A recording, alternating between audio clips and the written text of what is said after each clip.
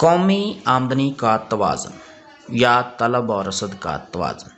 कौमी आमदनी का तवाज़ुन या तलब और रसद का तवाज़ुन। हमें मालूम है कि कीमत और मिकदार तलब का जो तल्लुक़ है वो इनडायरेक्ट है। अगर कीमत बढ़ती है तो मिकदार तलब कम हो जाती है, और उसके बाद कीमत और मिकदार रसद का जो तल्लुक़ है वो डायरेक्ट है। कीमत बढ़ती है तो रसद भी बढ़ जाती है। ये दोनों मिकदारें तलब और रसद जहाँ पर हरकत करते करते एक दूसरे के बराबर हो जाएं वहाँ पर तवाज़ुन हो जाता है। वो जो नुक्ता होगा उसे हम तवाज़ुनी नुक्ता कहेंगे, और वहाँ पर जो प्राइस आएगी उसे हम तवाज़ुनी कीमत कहेंगे। ये देखें, ये हमारे पास प्राइस है, ये हमारे पास QD है, ये हमारे पास QS है। प्राइस है 1, 2, 3, 4 और 5। मिकदार तलब है 1 पर 10, 8, 6, 4, 2। मिकदार रसद है 1 पर 2, 4, 6, 8 और 10। ये वाला वो नुक्ता है जहाँ पर दोनों एक दूसरे के बराबर होते हैं। 6 और 6 एक दूसरे के बराबर हो जाती हैं। अब इसका तवाज़ुन करने की कोशिश करते हैं। ये X हो गया, ये O हो गया, ये Y आ गया, यहाँ पर प्राइस आएगी, यहाँ पर क्वांटिटी, मिकदार तलब भी मिकदार रसद भी। 1, 2, 3, 4, 5। 1, 2, 3, 4, 5। 2, 4, 6, 8 और 10। 1, 2, 3, 4 और 5। 1 पर 10, 1 पर 10 हम होंगे इस पॉइंट पर। 2 पर 8 हम होंगे इस पॉइंट पर। 3 पर 6 हम होंगे इस पॉइंट पर। 4 पर 4 हम होंगे इस पॉइंट पर। 5 पर 2 हम होंगे इस पॉइंट पर। इनको आपस में मिलाया तो ये हमारे पास खत है जिसका नाम है D और D डिमांड कर्व। 1 पर 2 हम होंगे इस नुक्ते पर। 2 पर 4, 3 पर 6, 4 पर 8 और 5 पर 10। इनको मिलाया तो ये हमारे पास डिमांड कर्व है, और ये है S और S। ये इक्विलिब्रियम पॉइंट है, और ये तवाज़ुनी मिकदार है, और ये तवाज़ुनी प्राइस है। अब ये है कि अगर तवाज़ुन पर क्या असरात होंगे अगर तलब और रसद में चेंजेस आएंगे। तो देखें, अगर फिक्स सप्लाई है, हमारी सप्लाई फिक्स है, तो फिर क्या है, जो कीमत का तयन होगा वो तलब के हवाले से होगा।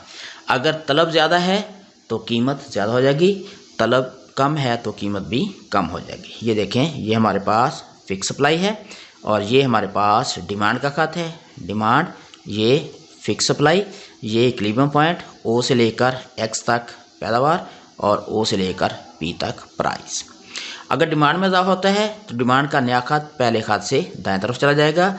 ये हो जाएगा D', और ये हो जाएगा E', और ये हो जाएगी P', यानी प्राइस में हो गया है इजाफा। अगर तलब में कमी आएगी तो तलब का नया खत पहले खत से बाएं तरफ आएगा। नतीजा क्या है, आपका तवाज़ुन ये D', ये E', और आपकी जो प्राइस है वो हो जाएगी P', यानी उसमें कमी आ जाएगी। अब यह है कि अगर तलब और रसद में तब्दीलियाँ आती हैं तो तवाज़ुन पर क्या असरात होंगे। इसके लिए 2-3 बातें ज़हन में रखना ज़रूरी हैं। तलब में इजाफा तो तलब का नया खत पहले खत से दाएं तरफ चला जाएगा। रसद में इजाफा तो नया खत पहले से दाएं तरफ चला जाएगा। तलब में कमी तो नया खत पहले से बाएं तरफ चला जाएगा। रसद में कमी तो नया खत पहले से बाएं तरफ चला जाएगा।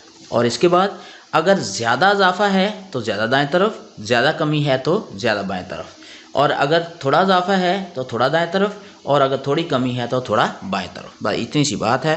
तो जो है इस पर असरात हम देख सकते हैं कि क्या क्या चेंज आते हैं। ये देखें, अगर तलब और रसद दोनों में इजाफा हो जाए लेकिन यकसा हो तो फिर हमारा जो तवाज़ुन है वो कुछ यूँ होगा। ये हमारे पास सप्लाई का खत, ये हमारे पास डिमांड का खत, डिमांड और सप्लाई, ये इक्विलिब्रियम पॉइंट, O से लेकर X तक पैदावार, और O से लेकर P तक प्राइस।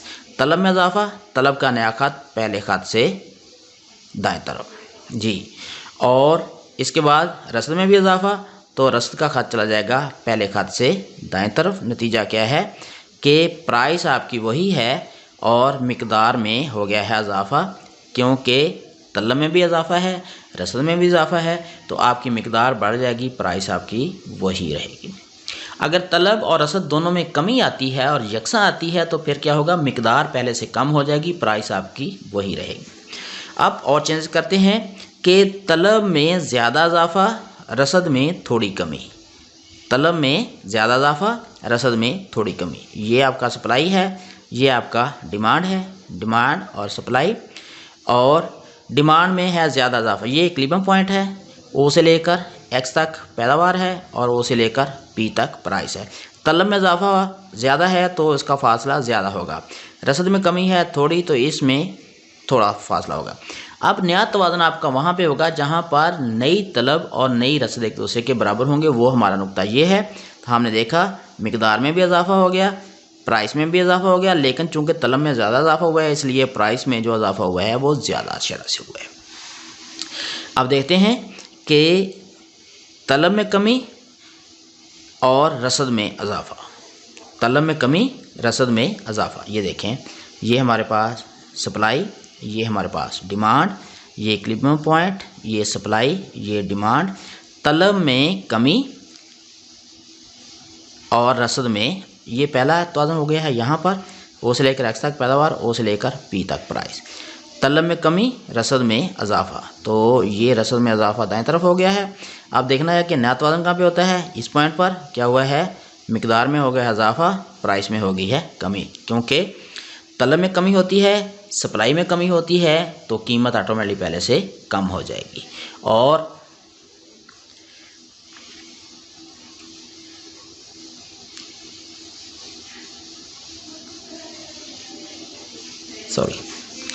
ये जो है नया तवाज़ुन हमारा यहाँ पे होगा जिसमें प्राइस भी कम हो गई है और मिकदार भी आपकी पहले से कम हो गई।